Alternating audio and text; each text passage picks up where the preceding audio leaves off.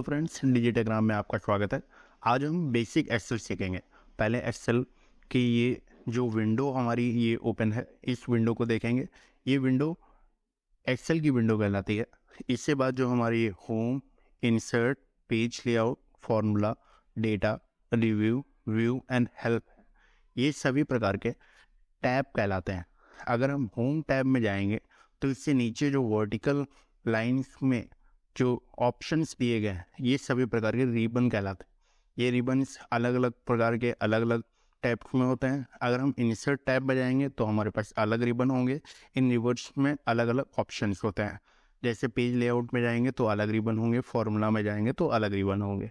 इस प्रकार से हर एक टैब के अंदर अलग अलग रिबन होते हैं और हर रिबन में अलग अलग ऑप्शंस होते हैं।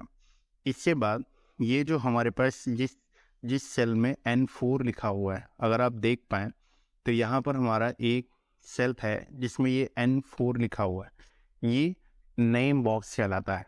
एक्सेल में ये इसका काम क्या होता है, अगर हम इसकी बात करें तो देखेंगे कि कोई भी सेल है हमारे पास, जैसे ये हमारे पास कोई भी सेल है, यहाँ पर सेल में हमने इसको सेलेक्ट किया तो ये सेल के एड्रेस को दिखाता है। अगर ये सेल हमने यहाँ पर सेलेक्ट किया हुआ है E2, ई जो है वो हमारा कॉलम है। वर्टिकली जितनी भी लाइनें दिख रही हैं वो सभी आपकी कॉलम है और हॉरिजॉन्टली जितनी भी दिख रही हैं वो सभी हमारी रोज हैं। अगर हम देखें तो ये हमारे सेल को एड्रेस को दर्शाने के लिए नेम बॉक्स का यूज होता है। इसके बाद हमारे पास इंसर्ट फंक्शन होता है जो इनेबल कराता है किसी भी प्रकार के फंक्शन को इनेबल करने में एक्सेल शीट में। इसके बाद हमारे पास फॉर्मूला बार आता है। फॉर्मूला बार अगर हम कोई भी सेल में कोई भी टेक्स्ट या फिर कोई भी फॉर्मूला लगाते हैं तो उस चीज़ को दर्शाने में दर्शाता है। ये सेल में हमने कोई टेक्स्ट लिखा हुआ है, ये हमारा टेक्स्ट फॉर्मूला बार में दिख रहा है। अगर हम इसी में कोई फॉर्मूला लगा देते हैं, जैसे हमने अभी 10 + 20 किया हुआ है और इसका जो वैल्यू है वो 30 आ गया है। एक्चुअल वैल्यू हमें ऊपर से 30 दिख रही है, लेकिन हम जैसे ही फॉर्मूला बार यहाँ पर रखेंगे तो फॉर्मूला बार में हमारे पास एक्चुअल जो हमने इसमें फॉर्मूला लगाया हुआ है वो हमें दिख जाएगा। आई होप आपको ये चीज़ समझ में आई होगी। इसके बाद हम बात करेंगे कि हमारी रोज एंड कॉलम कितने होते हैं, अनरोज एंड कॉलम किसको कहते हैं। अगर हम ये वर्टिकली, आपको कभी रोज एंड कॉलम पता करना है तो जो खड़ी लाइनें हैं इस प्रकार की ABCED जितनी भी वर्टिकल हैं तो ये सारी क्या है, हमारी कॉलम्स है। ये हमारे क्या है, कॉलम्स है, ठीक है। और जितनी भी हमारी ये वाली लाइन्स है, हॉरिजॉन्टल लाइन्स है, लेटी हुई लाइन है, ये सारे हमारे क्या है, और रोज हैं। ये सब हमारी क्या है, रोज है। अगर हम देखें कि हमारे एक एक्सेल शीट में कितनी रोज और कितने कॉलम है, तो हम पहले कंट्रोल यहाँ पर रखेंगे अपना माउस और कंट्रोल के साथ राइट क्लिक करेंगे तो हमें लास्ट में दिख जाएगा कि हमारे पास 16,384 जो कॉलम्स हैं वो है। फिर कंट्रोल के साथ लेफ़्ट क्लिक करेंगे तो हम पहले अपने कॉलम पे आ जाएंगे। मतलब अगर कोई भी आपसे पूछेगा कि हमारे एक्सेल शीट के अंदर कितने कॉलम्स होते हैं तो 16,384 कॉलम्स है। अगर रो पूछेगा तो कंट्रोल के साथ डाउन एरो क्लिक करेंगे तो हमें रोज दिख जाएंगे। यहाँ पे रोज आप देख रहे होंगे 10,48,576 रोज टोटल है।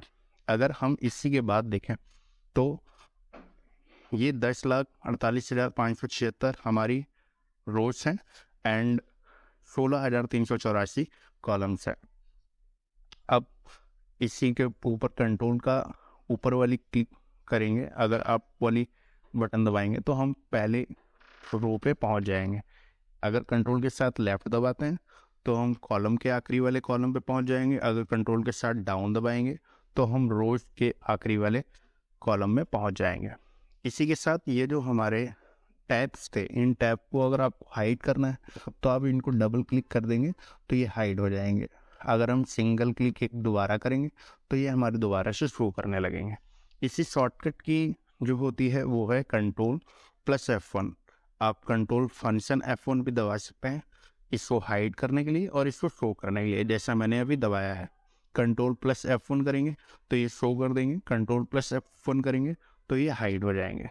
इस प्रकार से ये हमारे रिबन शो करते हैं और हाइड करते हैं, रिबन्स एंड टैब्स। ठीक है, आई होप आपको ये चीज़ समझ में आई होगी।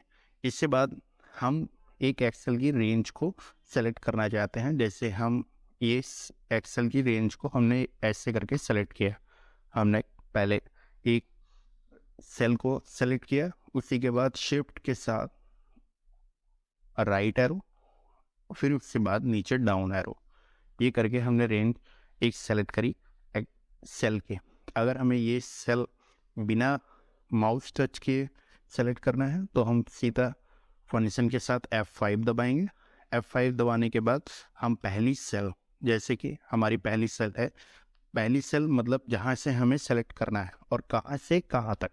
जैसे हम C3 से सेलेक्ट करने वाले हैं, C3 से सेलेक्ट करेंगे और कहाँ तक जाएंगे तो हम यहाँ पर H12 तक जाएंगे, H12 तक जाएंगे और ओके देंगे।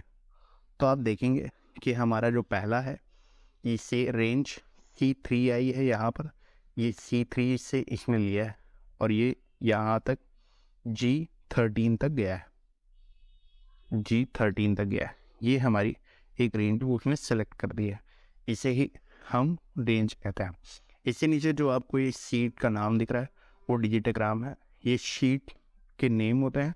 अगर इसको नेम को हमें दोबारा से रीनेम करना है तो यहाँ पर जाकर हम क्लिक करेंगे तो हमें इसका दूसरा कोई भी नाम दे सकते हैं। जैसे हम डिजिटोग्राम 2 दे दिया, या फिर कोई भी नाम आप इसमें दे सकते हैं।